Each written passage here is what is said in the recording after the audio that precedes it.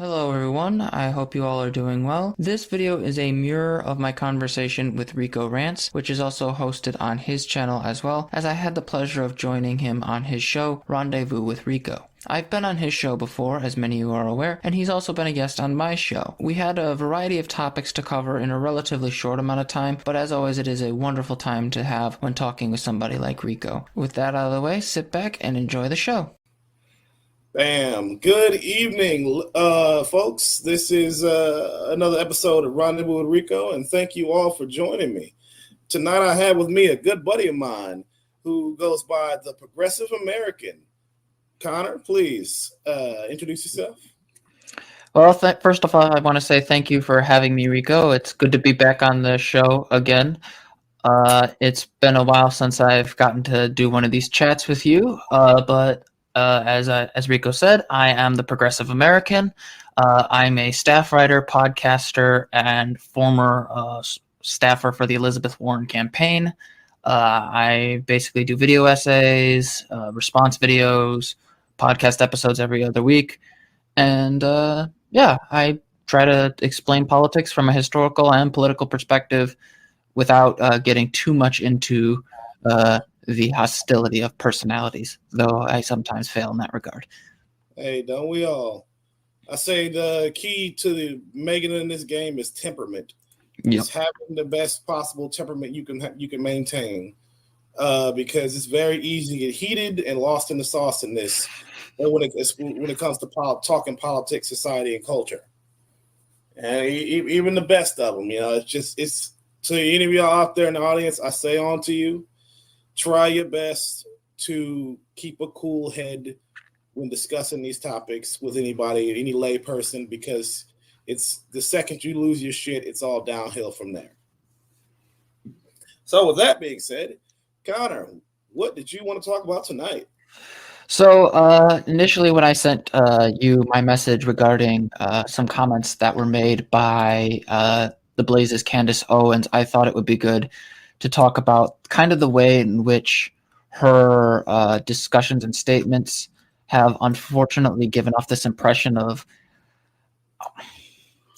basically a bit of context. So Candace Owens has released a tweet a while back making the argument that the new plantation owners are members of the Democratic Party, and the implication being that black voters are on a plantation. And she's repeated this multiple times. And for years, this is her go-to line.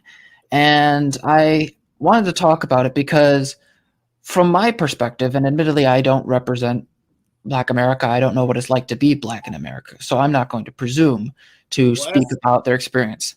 As the CEO of Black Americans, I'm giving you express permission to speak on Black people in America.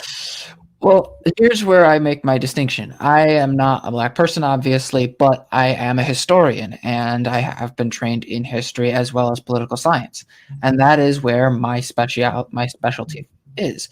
And so whenever she talks about Black people, Black voters especially, being on a plantation for their support for the Democratic Party, one of the things that will always go off in my head is how little those kinds of comments actively represent the long-term struggle of political activists within the Black community over the last century and a half, particularly when it comes to how Black Americans ended up actually getting into the Democratic Party as voters and as candidates, and as well as how Black activists have been putting pressure on the Democratic Party for a long time to make their voices heard.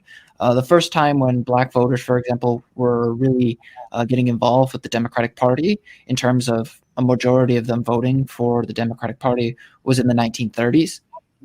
And the part of the reason for that was FDR and his approach towards dealing with poverty. And one of the things that was a key concern and still is a key concern to this day in the Black community is poverty and poorly run infrastructure, a complete disregard of housing policy. All of these things were as important then as they are now, perhaps even more so now. And so whenever somebody talks about Black people being on a plantation, they're misrepresenting a long-standing problem Did I hear an echo there? There was a bit of an echo for a That moment. was my bad. I should have done this sooner. My bad. That's all right. Basically, what they're doing is they're not adequately dealing with the fact that really that shift was on policy. That shift was Black Americans, Black voters being aware of their problems and looking for a political figure who would address them, or at the very least, call attention to them.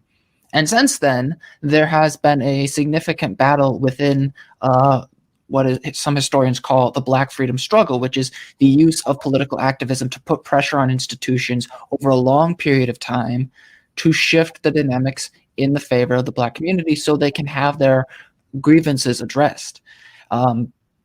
One of my favorite examples of this, albeit it's a failed example, is the Mississippi Freedom Democratic Party, which was run by Ella Baker and the Student Nonviolent Coordinating Committee, which was a challenge to 4 senators who were running in the South and had won the Democratic nomination. Ella Baker and her activists ended up working to challenge directly the legitimacy of these senators, because during that period, segregation was still law. And their nomination to the party basically represented basically the segregationist control of the party. So from the very beginning, over several decades, Black voters, Black activists have been actually putting pressure on the Democratic Party to change to its will. And so whenever I see this kind of talking point, like Black people aren't plantation, Black people aren't really aware that they're being lied to by the Democratic Party, all I can think of is, do you honestly believe that Black voters are so naive that they wouldn't pick up on somebody lying to them? On that note, I wanted to go back to something important that I think I wanted to, because obviously I was joking about it when I said I'm the CEO of Black Americans. There's something that was an issue once before, and I think still is to a degree, this belief that white people can't talk about the issues of non-white people, and then vice versa, anything like that. You have effectively, you're not an authority on these issues unless you are of that demographic. And I want to preface everything Connor has said up to this point, and will continue to say going forward, with the fact that that is utter bullshit. The reason being is because I will take anything a white man like Connor has to say over anything a Black woman like Candace Owens has to say. And the reason being is because there's a very clear, obvious sincerity and willingness to understand and educate from white men like Connor versus self-serving partisan hackery of Candace Owens. She does not care about Black people in the slightest. Hell, I would even go so far as to say she holds nothing but contempt for Black people. But who can say for sure? I don't know what's in her mind, but I know her actions and her words, and it shows nothing but contempt. In which again, contrast that with everything Connor just said. Understanding the history of blood, his willingness to understand the history of Black history, of Black American history, and our struggle for equal rights and representation. And just a better quality of life here in America. He cares. She doesn't. And believe me, it shows. It's really not that hard. So again, going forward, I really would like you all to understand that anyone can be an authority on anything. Do not disregard something someone has to say just because they're not of the demographic speaking on the issue. That is a cop-out, and honestly, it's just you're setting yourself up to be led by the nose by any grifter who shares your demographic, because believe me, there's no shortage of them in every demographic. So with that, carry on. And I would also like to add that my ability to speak on some of these issues are not complete. The thing is, it's a learning process. Anytime you want to address something as massive and as critical to understand as racism throughout America's history, there has to be a recognition that the process is never 100% complete. There's always something more you have to learn. And that's why statements like Candace Owens, like Black Americans are on a plantation, not only reduces the political power that I have seen Black Americans utilize on the campaign trail, in in political discourse on platforms like this, that it reduces their agency to the point where it seems to me that they don't Candace Owens and others like her want to portray Black Americans as helpless, and that they need to be persuaded to switch back. To better put it, as I said in the tweet, and I'll say it again here, the implication is that we don't know any better. Yes. If only we knew better, we'd vote Republican. If only we knew better, we'd be like Candace Owens. If only we knew. It's a combination of infantilizing as well as just outright condescending. You know, the implication that we could not that we are just being easily led by the nose by liars, and if we just knew the truth, we wouldn't dare vote Democrat ever again. And as you stated, with the history of Black American activism and our reasons for voting Democrat, we know better. We've known better for quite some time, and that's why we vote Democrat. And which also a fun game I like to play is ask any Republican why Black people vote Democrat, and they will even the most normie Republican will give you the most racist answer ever, completely unaware that what they're saying is outright fucking racist. Oh yeah. Well, and I will also add that really what this discussion comes down to is a misunderstanding of how Black political power has worked. In the past, Black activists fought tooth and nail to keep the right to vote. In fact, to make it recognized in the first place. And they still have to fight for that. And we're seeing voter suppression bills all across the United States still. And redistricting and a whole slew of other things that are being used to destroy and restrict Black voting power. Yeah. But to add to that, sorry. No, I was going to say that if they were confident that we'd vote for them, if we knew better, they wouldn't work so hard to make it hard for us to vote. Yes. And to add to that, however, there is another attitude that I think needs to be addressed, and that is how powerful the Black vote is within the Democratic Party. If there were no Black vote, there would be no Democratic Party, period. They are the reason Joe Biden is president right now.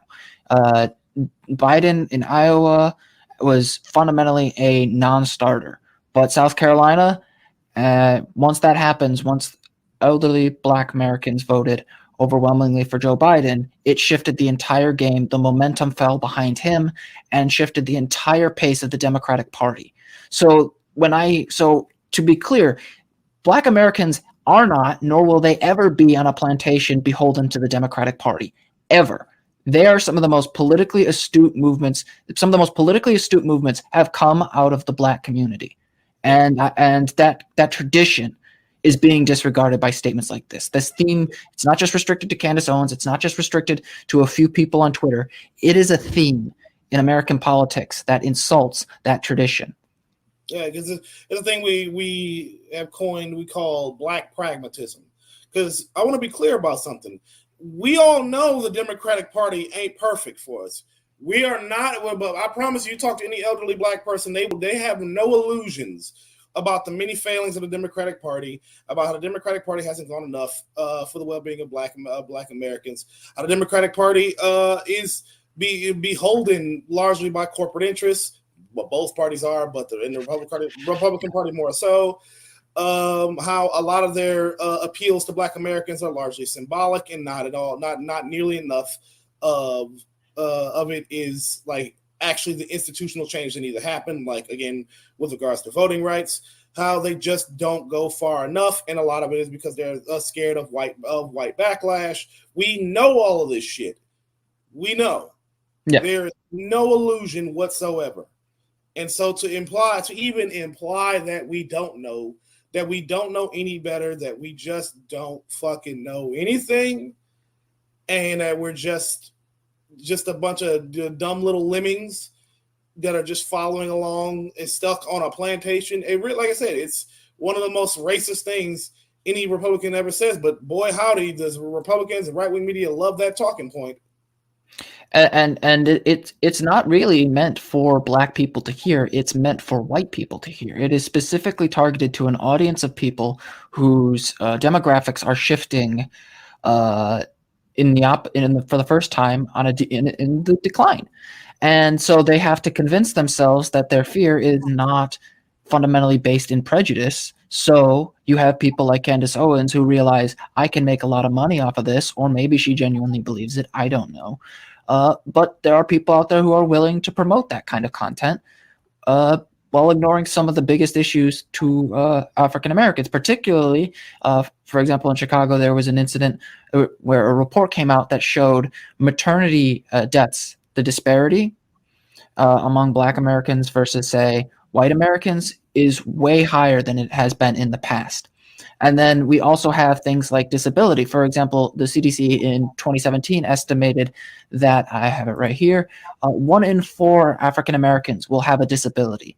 And yet we know from multiple reports that African Americans receive adverse treatment in healthcare, in their medication, costs, etc., when dealing with all sorts of medical problems. So any question about changes to the medical institutions or things like that, that's not going to come up in the Republican Party, because that's going to require government action to fix, especially when it comes to race.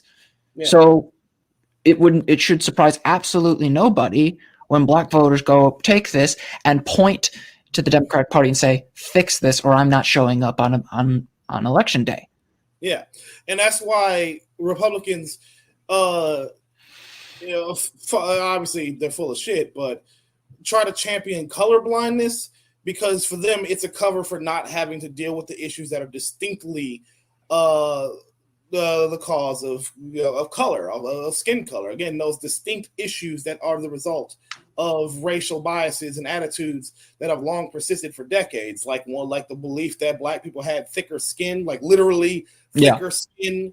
In the so it was okay to be rougher with us than it was to be the white people. And that was like, no, the only difference between us and a white person is our skin pigment, the color. That's it. Our skin is the same organ that it is on a white person. But for the longest time, it was genuinely believed that no, Black people had literally thicker skin. So this is the other thing that I feel like doesn't get brought up enough. It's these ideas of how race interacts with people are almost solely restricted onto that color blindness perspective that you brought up earlier. When people say, oh, I wanted the standard of Martin Luther King, the content of their character, not the color of their skin. What they're ignoring is we haven't done that yet. Just because our legal system says we hold it true that these people have a right to be treated as equals does not mean the ideas that cause people to treat people, African Americans, as unequal in the first place went away.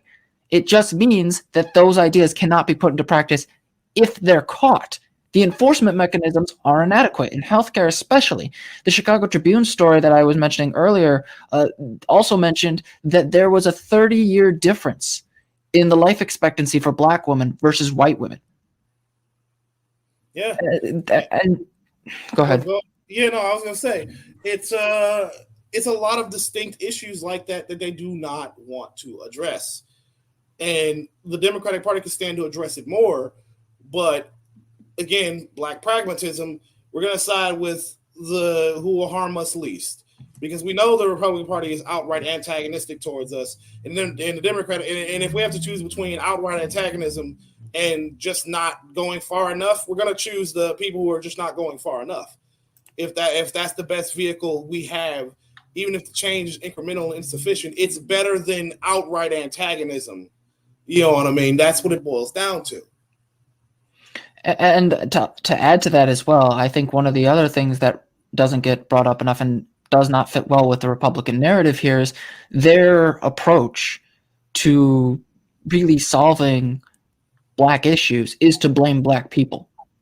You'll hear this talk about, single mothers or welfare and things like that. But what they won't bring up is, say, the property tax system, how de facto segregation creates a property tax system that fails to adequately fund Black schools, or how there are many of these schools either will not have the necessary equipment to teach as many kids, or the these teachers will not have the means to deal with disabled kids in those communities either, making it further more difficult for African American, majority African American schools to adequately teach children. And that determines in a lot of cases, the path for a lot of people. Now, there will be examples of people getting out of that cycle, and that's wonderful. But nobody should have to be in that cycle in the first place. So the answers like that I see with Candace Owens in particular just fundamentally do not address any of that. Because they have no interest in addressing it in court. Like, that's what it all boils down to. Candace Owens exists to tell conservatives that no, you shouldn't ever. You're right. All the issues that black people keep bringing up aren't actually real.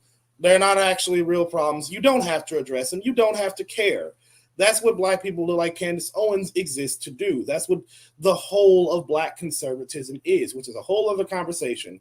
But that's what it boils down to. Telling white conservatives there's nothing wrong. Black people are just lazy, dumb, lazy and stupid, and being easily fooled by the Democratic Party and want government handouts. Blah blah fucking blah. It's the same shit, different decade. Yeah, and I think it really kind of plays again into Biden's nominee, can't pronounce things today, Judge Brown. How they're specifically focusing on like, well, I want you to prove to me that you are qualified to be on the Supreme Court. Tucker Carlson famously asked for her LSAT scores. And it's like, well, wait a minute. You never asked that for anybody else. Why? You didn't. It goes back into the whole point that black people, especially black women, have to work twice as hard to be seen as just as good. And they have to. We have always had to meet a standard that did not apply to our white counterparts. You know what I mean? Asking for things that you didn't ask of them, and then chastising us for not being as good at the thing that you didn't even ask of anyone else. Yeah, and it was the same thing with Obama. I mean, say what you will about Obama in terms of his policy. I remember even as a kid seeing like pictures of like Tea Party protests where they quite literally had hang in their Obama signs, and you know what they're implying there because they would draw exactly what they meant. I don't want to violate terms of service in terms of describing what happened, but you know damn well what was being involved there. But even like further to that, they don't. And Philoshai made this point in the chat, but one of the things that also goes into is this fear of addressing or acknowledging systemic issues. The response by Tucker Carlson and other conservatives when they see, oh, Biden is trying to break down this barrier of there never being a black woman on the Supreme Court, and that's the only thing he's caring about, when that's not the case. They were looking for qualified judges, but they were looking for qualified judges who would break down that barrier. So that first part of the argument from conservatives, they're only looking for a black woman, is another thing that keeps coming up. And I wish that more reporters push back on this idea, because quite frankly, we need to start saying, hey, wait a minute, this isn't just like racist because they're bringing up skin color and they're attacking her with these standards. They're attacking her because she represents a change that Republicans and white Americans cannot control. Yeah, that's the distinction. And that is where I feel like the relationship between black Americans and the Democratic Party takes on another layer.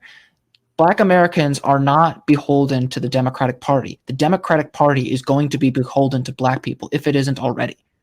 Yeah, they just again, it's just because of so many institutional barriers that make it harder for us to get what we want. Because, like I said, it's less about the racism within the party, which I don't really see is there, and more so corporate interests that just don't align with what black Americans largely want. Because black Americans do largely want, more so than even white progressives, a redistribution of wealth and better healthcare policies, basically the type of things that corporate America does not want.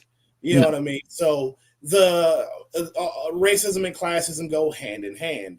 And that's why it is frustrating as it may be, you cannot equate the corporatism of the Democratic Party with the racism of the Republican Party. No. Because the Republican Party's opposition to black issues and black activism is just purely fueled by racism and white resentment. Whereas the Democratic parties is just corporatism and political pragmatism. Again, the Democratic Party is terrified of white backlash, which has been an issue time and time and time again. Anything that spooks white people, or specifically white conservatives, is a boon for the Republican Party every fucking time. Like even with our max output, motivated conservatives will outdo Democrats generally every time. Yeah, and that's the other thing I want to say is that there is a problem with the Democratic Party in its relationship with African Americans, in that the old guard has traditionally wanted African Americans to vote for them, but they're not quite willing to go as far as African Americans have been demanding of them for that vote. And Republicans have mistakenly taken the attitude that Black Americans and their frustration lie in a rejection of government. But the truth is, they're demanding their government actually treat them with dignity and fix the problems that they caused in the first place. It's not that African Americans are like, no, we want less government, we want to be libertarians. No, they are saying we have schools that aren't funded. We have a lack of trauma centers in the south side of Chicago. We have a lack of industry in Detroit. We have a lack of voting rights in the South. These things require government intervention. And Republicans and their narrative ignore all those issues, because if they had to acknowledge those, they would also have to acknowledge that America isn't just a shining city on a hill anymore. That's what they want it to be, because it never was. Bingo. Again, hence why the whole anti-critical race theory movement is built on the premise of rejecting and demonizing anybody who's critical of America, because that's what it boils down to. I've said this before, and I'll say it again. You cannot honestly engage with Black American history and come away not wanting to criticize the shit out of America. You can't honestly learn Black American history and come away thinking America is the greatest country in the world at all times ever. You can't, because the Black American history, the Black American struggle is just completely contrary to that. And that's what they hate. That's why they don't want to teach it. That's why they don't want to recognize our history. That's why they're attacking Black History Month. Because again, to acknowledge our existence, to acknowledge our struggle, is to criticize America and largely white Americans in a way that makes them incredibly fucking uncomfortable. And they don't want to do that. No, and the other thing I think is that needs to be brought up over and over and over again is the attack on history didn't really start until there was an honest discussion on race. Like that to me is the first sign that the conversations and the narratives you are seeing surrounding people like Candace Owens, people who deny the Southern strategy, and a lot of that are specifically focusing on restricting these ideas because, again, they know that with their current approach to governance, they cannot persuade enough Black voters to vote for them to win elections. Oh, they've long since given up. Aren't even pretending to try. They again, that's where Candace Owens comes in, pretending like she's appealing to Black Americans, but Black Americans are just too beholden to the Democratic Party. But as you've already said, the shit she spews ain't for Black Americans. It's for white conservatives, and that's it. And I will say that, to be clear, when I talk about this, I am not saying the Democratic Party is ideal for Black people. It isn't. It still has that old guard that views Black voters as voters and not leaders. And they have not come to terms with the fact that Black voters will eventually, if not already, are the motivating force between activism and really democratic mobilization. And the 1619 Project, I will say, as much as I have a problem with some of its approaches to history, one thing that Nicole Hannah-Jones got absolutely right was the statement that America wasn't a democracy until Black Americans made it one. The mundo. Ella Baker's understanding of radical democracy, the expansion of political, social, and economic rights for as many people as possible across multiple layers of class, race, gender, all of those things that she advocated for and that Kimberly Crenshaw advocates for are part of that tradition. And it's so frustrating as somebody who observes this, mind you, in the abstract as a historian, not as somebody who experiences racism in the personal level, uh, to see this, because to me the black organizing tradition is one of the most impressive things I have seen in history. It's one of the reasons I really liked writing my thesis on Ella Baker. It was because I got to see quite literally one of the most powerful forces in American history that doesn't get enough credit, might I add, and yet I see it under attack again, over and over again. And on that note, let's move on to the other topic we're going to talk about, because we're 30 minutes in. All righty. So recently, this is inspired by another comment by a user who I won't name. But basically, they were making a point that voting is not harm reduction. Now, I'm generally speaking, people have different interpretations about what constitutes harm reduction. But what I want to make clear in these discussions is that voting absolutely matters. America, generally speaking, has relatively low voter turnout compared to other countries, but shifts in voter turnout, even in a small degree, can have significant effects. So, for example, the Census Bureau noted that in 2014, we had some of the lowest voter turnout in American history since we started recording in the 1970s. But by 2018, we saw some of the highest voter turnout in a midterm.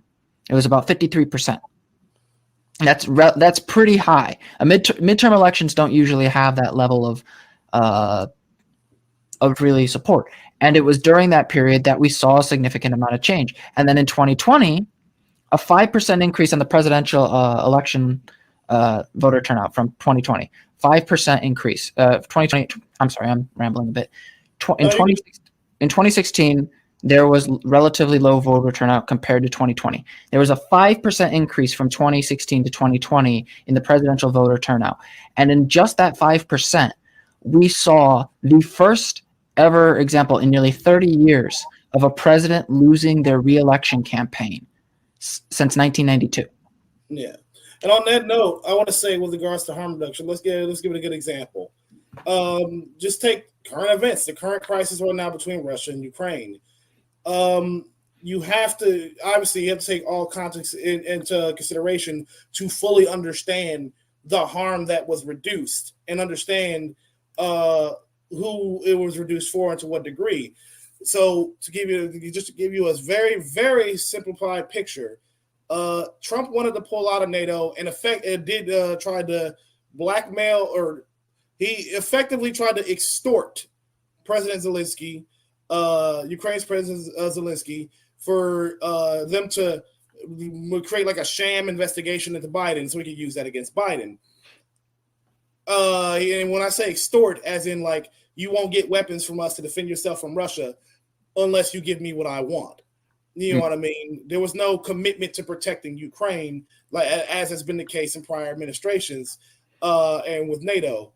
And Trump even wanted to pull out of NATO. That's been revealed by John Bolton, his former defense secretary. I think that's what it was, his defense secretary. I forget what it was. Yeah, it was. Yeah, his former defense secretary came out and admitted Trump wanted to pull out of NATO and was planning to do so if he got reelected in his second term. I'm sorry. He was former ambassador to the United Nations, and then he was a security advisor. My bad. Yeah. I forgot who the Secretary of Defense was. I'm trying to remember. It's not Bolton. It was. You looking it up? I'm pulling it up right now. Yeah, I forget who it was. Bolton was the UN ambassador, and the other fucking thing you just said, I forgot. But the Secretary of Defense. Esper. Who? Esper, who resigned, by the way, because of everything Trump was doing. He wanted no part of this shit.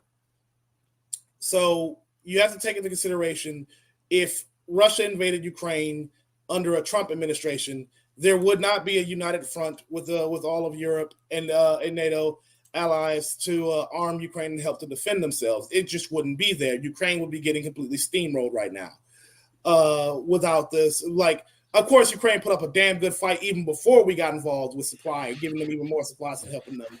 But they would have eventually ran out of supplies within just a few days, if not for the united front with the West, with the U.S. and Western nations and NATO arming them and supplying them with everything they need to keep fighting. Now, whereas with Biden, again, he united the U.S. and the Western nations in a way that has not been seen before since it's been decades since this has happened. This collective united front to stand against another imperial nation. And I will say the other thing that is important to note in the unification of European nations and really the international stage against Russia, with the exception of China and India being a bit more hesitant to say anything negative, is that countries like Germany, for example, had every incentive to avoid condemning Russia for its military intervention and had every interest in avoiding annoying the Russian government. And yet the Biden administration and others were capable of getting them on board to the point where they canceled Nord Stream 2. Yep. And countries that have been neutral to this point have not come out explicitly against Russia, aided with the sanctions and aided with arming Ukraine. Again, countries that have been neutral for a long time now. He was able to unite the West. That's not so. Trump, on the other hand, went out of his way to undermine our alliances and to disrupt the U.S. and our Western allies, to the point that Germany had the German chancellor came out and said that the U.S. can no longer be relied on on the world stage. That's how bad things got. Oh, and even without the foreign policy element involved, we had things where, like the ALS registry, which Donald Trump attempted to cut, which I'm really surprised that did not get a lot of media attention, because the ALS Association, as far as I am aware, were the only ones pointing this out. But he attempted to cut the ALS registry, and for people who have to deal with, the possibility of a cure, which the ALS registry is kind of supposed to help work with by gathering research data and information, that is a big deal. That was quite literally life and death for many people. And the president of the United States, for the Republican Party, wanted to cut it.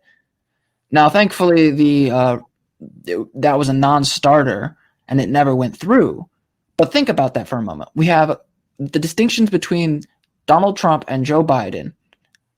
As annoying and frustrating as both of them are, Joe Biden is not going out of his way to cut the ALS registry, and he was perfectly able to respond to what really was a surprising military action by one of the most powerful militaries on the face of the earth, albeit a paper tiger compared to the United States. Oh,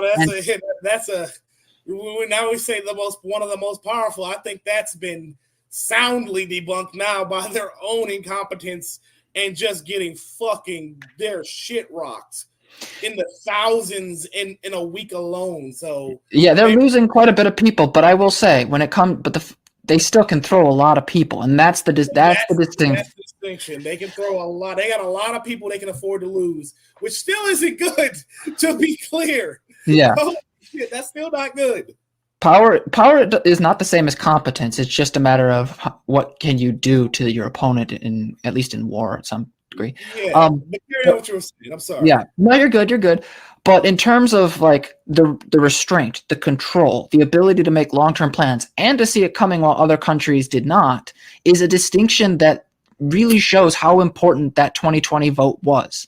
Now, I am not saying, one of the things that I want people to remember whenever we talk about voting or policy making, we need to remember that there is a very strong section of people who are progressive, generally speaking, in their voting, in like what they would vote for, but they do not vote anywhere near as the older generation, and that is people ages 18 to 29. They are consistently the lowest percentage of people who vote. Their voting turnout, their registration is lower, And even though they are socially more liberal, they don't show up. And part of that, and I want to be clear, part of that is because the Democratic Party does not adequately incentivize them to vote. It does not do as much voter outreach as it should. But at the same time, it's also because we have a certain attitude that voting does not matter. Yeah. And 2020 is a direct rebuttal of that, because there was a massive increase in people within that voter group that actually saw an increase in their turnout. And so if you have, oh, you were saying something? Yeah, I wanted to add on that is like you also got to take into consideration with the vaccines. Trump went out of the vaccine in COVID. It's already been proven that Trump went out of his way to withhold aid to blue states, to places that didn't vote for him. Whereas Biden has made it a point to make sure everybody gets what they need, regardless of whether or not they voted for him. Even though Republican-controlled states have been nothing but antagonistic to him, he is still giving federal aid to every single state. Yes. Again, as we were talking about harm reduction, you really have, like, the only people who says there's no harm reduction are people who aren't really actually paying attention. They can only think in the immediate of what benefits them and what doesn't. If nothing has, if nothing is on fire, then nothing is either. Their only way of understanding politics or any kind of change is either everything's on fire or we're in a utopia. Anything in between is moot. I will say that part of this is also a systemic critique. Philo made this point in the chat too, that the Electoral College does make voting a lot less important as it would be in other countries. But I will also add that there is a very clear distinction between the level of voting that determines how much it matters. So, for example, Hillary Clinton, in terms of the popular vote, beat Donald Trump by 3 million votes. Now, with the historic voter turnout in 2020, Biden won 8 million votes, and he won a pretty sound victory over Trump. It was still close, but getting people to show up in the first place is a critical component of really protecting our institutions. And furthermore, it's not just the presidential elections; it's the midterms, it's the local elections, it's your city council, like it's your mayor. Or ballot initiatives. So for me, when it comes to the statement voting doesn't matter, it does. It's just we have not really taught our public to what resources are available to them to keep an eye on their officials. And part of it is because government websites are absolutely horribly run. Yeah. Government websites have been just notoriously behind the curve. It always has been. And I really think we could do better to get people to increase literacy of the government from the bottom up of how the government functions and what's being done, so that people actually know what the fuck is being done. Like, because they don't know. Yeah. And like that's the other thing. Like voting is unfortunately has always kind of been associated on the national level, and I would argue our initial conversations themselves prove that point, because that was the first thing we brought up. But at the same time, I also think that a lot of the discussion we have about voting should also be like a matter of self-protection. Like I feel like we need to start emphasizing this idea of voting as a matter of self-preservation and defense, because one of the things that if you look at the recent Texas primary, the turnout between Democrats and Republicans for their candidates, that the Democrats are significantly lower. And in that state, the governor, Greg Abbott, is now investigating trans people and the trans children, really parents of trans children, as if they were child abusers. But if we could get Greg Abbott out, we wouldn't have to hold our breath wondering whether or not the ACLU's investigation, a lawsuit against Greg Abbott, was going to be effective. Yeah. But because we don't have enough voter turnout, because Texas has effectively been Republican for so long, it's harder to create that environment, and these horrible policies that really violate people's human dignity remain on the board. That's all there is to it. What was the other thing you want to talk about? Oh, I wanted to add on the Russia thing.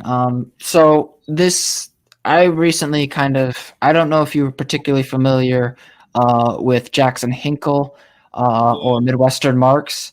Yeah. You're from. I think I sent you some stuff on Midwestern Marks a while back, but there's this recent approach that I think it frustrates me to no end, and I want to get your opinion on this as well. It seems to me whenever there is any sort of discussion about other countries' militarism, their expansionism, their nationalism, people try to apply praxis or class analysis to these kinds of things without considering the worldview of the people they're analyzing in the first place, particularly Putin. Jackson Hinkle famously repeatedly said Russia was never going to invade. Boy, And was now, oh yeah, exactly. Because there was this skepticism, which is understandable, of U.S. intelligence, but never the Russian attitudes. Like there was never an attempt to go to like Putin's websites or government websites and read his speeches or get them translated.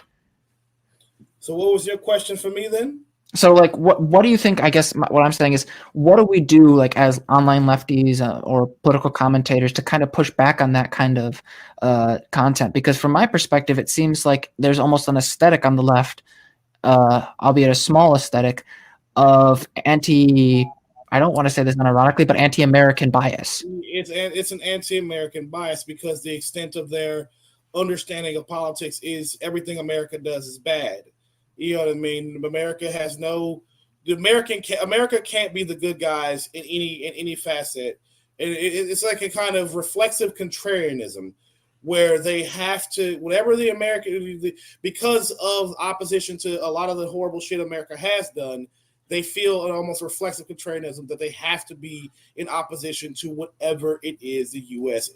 Government says. So if the U.S. government says this, they have to be the opposite. It's almost it's a fucking plague on the left. It's a goddamn just outright contagious virus on the right. Like their whole thing is that it's just weaponized ignorance. To put simply, like it doesn't make you intelligent for just taking the opposite position of whatever the mainstream narrative is, or whatever the government's saying. It does not make you intelligent. It does not make you insightful. It doesn't mean you actually understand anything.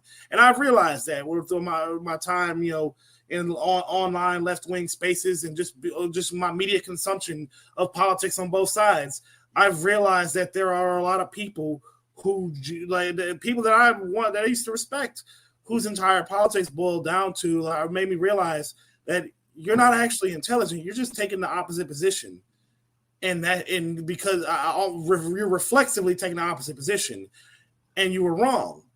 Kyle Kalinske was wrong. Jason Hinkle, we said, was wrong. Fucking multiple people on the left, like prominent left-wing voices, were wrong. They were all wrong. And it made me realize that the reason they were wrong is because of that reflexive contrarianism.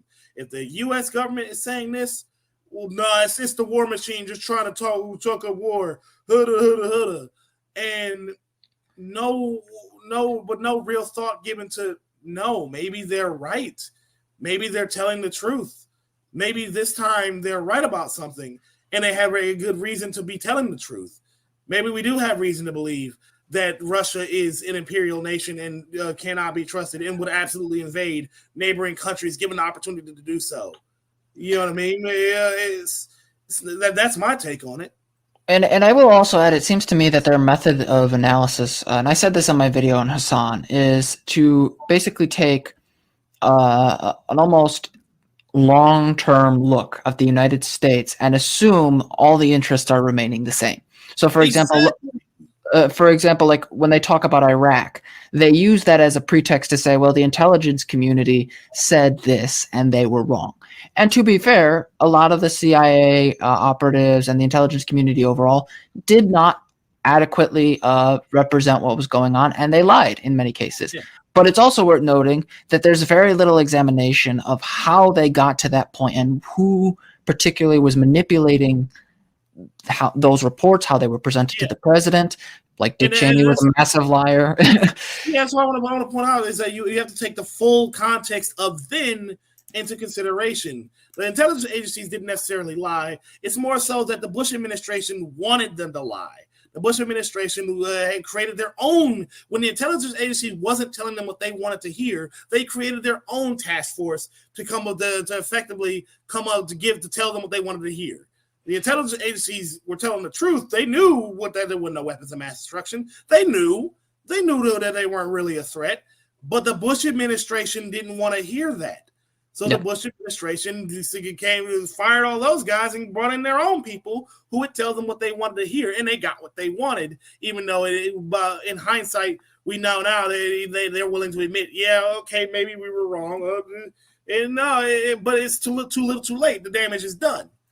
But again, you have to take that into context of then and then now. Like you said, the interests aren't the same. They haven't just stayed the same the entire fucking time. And I would also add that I think it kind of actually goes back to the distrust of electoralism to some extent, because any examination of electoral politics would have revealed, oh, wait a minute, the Biden administration does not have an interest to have a war with Russia because he's got a midterm election going up. He doesn't have the same perspective. The voters do not have the same perspective they did after 9/11, where there was this unconditional rally around the flag attitude. While there's a bipartisan disdain for Russia's actions, most Americans are not going to be going out of their way to say, let's go to war with Russia, let's risk nuclear war. And that never came up either, particularly in Eddie's comments about the corporate media warmongering, while ignoring that many of these reporters like Christopher Miller of BuzzFeed were there. They were talking to people who were there. There was a serious examination. There were reporters who literally asked intelligence operatives, why should we believe you? And the intelligence operative didn't really respond appropriately. But the fact that there was now a media environment that actually questioned it does suggest, in my opinion, the conditions that created an Iraq war, while not entirely gone, are nowhere near as bad as they once were. Exactly. And that's really all it comes down to. In my advice to everyone going forward, because we're nearing the end. My wife is bugging the shit out of me for me to come go, where she is right now. Try to think things with a clear fucking head. Incentives change. People change. Times have changed. Information is alive. As I like to put it, or as one other person put it, imagine information is like a living, breathing thing that is always changing and adapting at all fucking times. All right.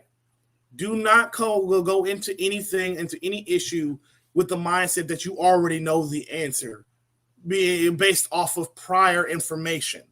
Yes. You know what I mean? Whatever was the things were in the past, that was then, this is now. So keep an open mind, keep your head on a swivel, and understand that you need to try it. Just don't be a fucking contrarian. All right, that's the lazy man's way of trying to be smart. And I'll leave this as my final remark. All problems have multiple causes, and if you're looking for a single overarching problem to blame it on, chances are you're going to miss a massive current of a network of problems that will end up embarrassing the hell out of you. And I think a lot of people on the online left were embarrassed, and others just don't want to admit that they were wrong in the first place. Yeah. You fuck all that, period. But that's all I got for y'all. All right, Connor, it was a pleasure having you on again. Same as always, for real. Pleasure to be on. And to the audience, thank you all for coming. I hope you've enjoyed the show. Enjoy your weekend. I'll be on again tomorrow with someone else. Maybe, depends on if they can make it. If not, it is what it is. I'll just be playing video games then, or writing this essay I have to work on. Whatever the card land on tomorrow. We'll see. But y'all have a great night and take care. Thank you very much for watching. If you enjoyed, please consider subscribing to my channel as well as Rico's. I'd like to thank Rico for having me on, and as always, he is always welcome on the show as well. I plan to do more of this kind of content in the future since I really do enjoy sitting down and talking with people, whether it's casually or more interview-based. If there is anyone you would like to see on the show, feel free to comment their name, their work, or anything else that would help me find them. As always, thanks again for watching, and I hope you have a wonderful day.